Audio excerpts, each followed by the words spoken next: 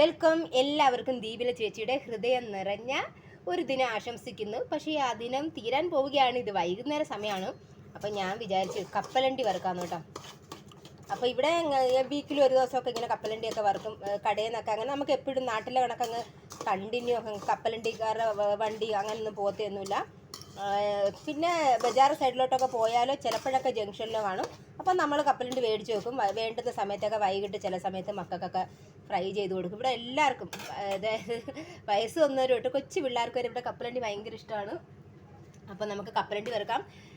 ഈ കിടക്കുന്ന എന്താ ഇതിന് മുമ്പ് കപ്പലണ്ടി വറുക്കാനായിട്ട് സെപ്പറേറ്റ് 1 കിലോയുടെ നമ്മളൊരു കിലോ ഉപ്പ് പാക്കറ്റ് മേടിച്ച് വെക്കാം. അത് വറുത്ത് കുറേ യൂസ് ചെയ്യും. പിന്നെ ഉപ്പ് നമ്മുടെ മീനിനൊക്കെ കഴുകാനും ചിലപ്പോൾ ബാക്കിയൊക്കെ ഉണ്ടെങ്കിൽ ഈ ഉപ്പ് തന്നെ ഞാൻ ചില സമയത്ത് ഉപയോഗിക്കും കേട്ടോ.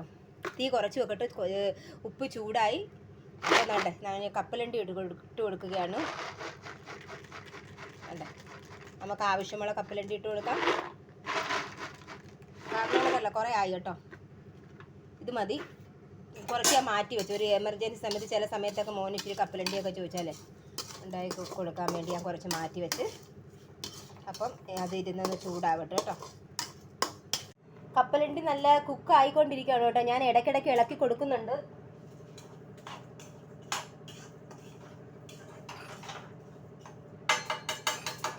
ആ സൗണ്ട് നിങ്ങൾക്ക് വേണ്ടി ഇട്ടാണ് കേട്ടല്ല. പിന്നെ ഒന്നാമത് എനിക്ക് സ്റ്റാൻഡില്ല ഫോണ്. ഈ കപ്പലണ്ടി ഉപ്പും ഭയങ്കര ചൂടാണ്.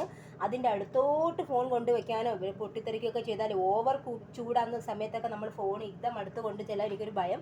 അതുകൊണ്ട് ഞാൻ ഇടയ്ക്കിടയ്ക്ക് ഇളക്കി കൊടുക്കുന്നു, ഇങ്ങോട്ട് മാറി. അപ്പം നമുക്ക് കപ്പലണ്ടി എനിക്ക് പൊതുവേ ഈ കടയിലൊക്കെ കിട്ടുന്ന കണക്ക് തന്നെ ന്യൂസ് പേപ്പറിൽ പൊതുവേ മലയാളം ന്യൂസ് പേപ്പർ ആണെങ്കിൽ രുചി കൂടും, എൻ്റെ ഒരു അഭിപ്രായം പറയുകയാണ്.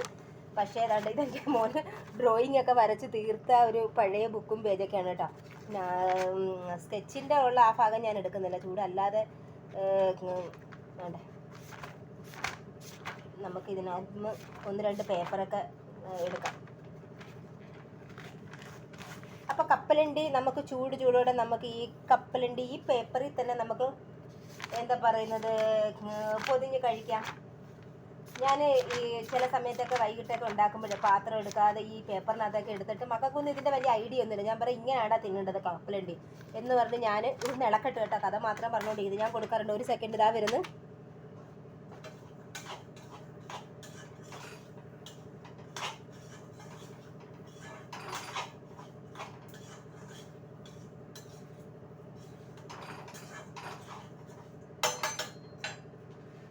അങ്ങനെ 2 അടിയൊക്കെ കൊടുത്തിട്ട് വന്ന് കപ്പലണ്ടിയെ പറ്റി പറയുകയാണെങ്കിൽ ഞാൻ എന്താ പറയുന്നത്, അതുകൊണ്ട് ഇതിനകത്ത് ഇപ്പോൾ തീരാറായി. എങ്കിൽ ഈ കപ്പലണ്ടി വെച്ചിട്ട് തന്നെ കഥ പറയാം.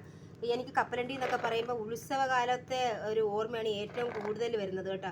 ഉത്സവങ്ങൾക്കൊക്കെ പണ്ട് നമ്മൾ പോകുമ്പോൾ, അല്ലാതെ നമ്മുടെ വീട്ടിൽ അങ്ങനെ ഇരിക്കുമ്പോൾ അച്ഛനൊക്കെ മേടിച്ചുകൊണ്ട് വരും. ഉത്സവങ്ങൾക്ക് പോകുമ്പം അങ്ങും ഇങ്ങും എല്ലാം ഐസ്ക്രീമും അതും ഇതും എല്ലാം കാണും. പക്ഷെ രാത്രി സമയമൊക്കെ ആകുമ്പം കൂടുതലും തണുപ്പ് സമയമൊക്കെ ആണെങ്കിൽ നമ്മൾ നാടകങ്ങളൊക്കെ കാണാൻ പോകത്തില്ലേ ഉത്സവങ്ങളിൽ.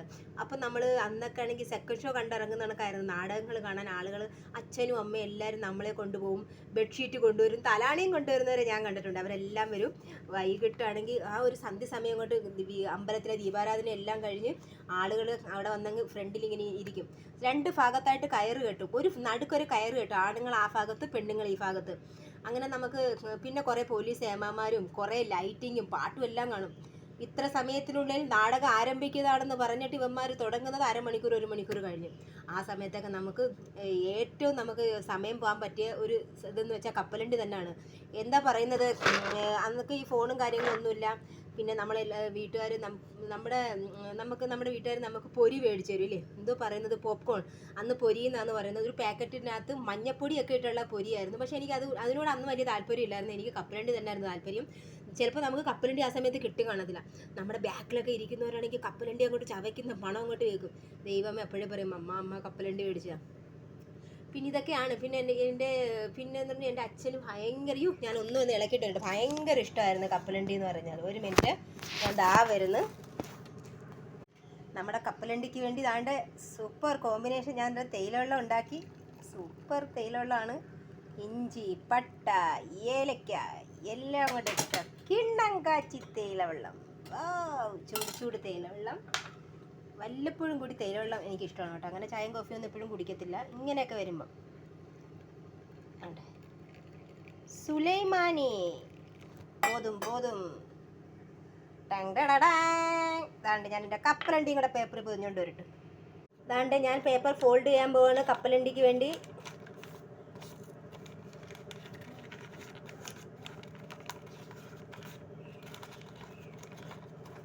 നമ്മുടെ ഐസ്ക്രീം കോണില്ലേ, അതേ കണക്ക്. കണ്ടോ. അങ്ങനെ നമ്മുടെ കപ്പലണ്ടിയുടെ ഫൈനൽ റിസൾട്ടാണ്. അതുകൊണ്ട് കപ്പലണ്ടി കറക്റ്റ് പാകമായി കേട്ടോ. നല്ല മൂത്തിട്ടുണ്ട്, ഓവറായിട്ട് കരിഞ്ഞിട്ടില്ല. അപ്പോൾ നമുക്കിതെടുക്കാം.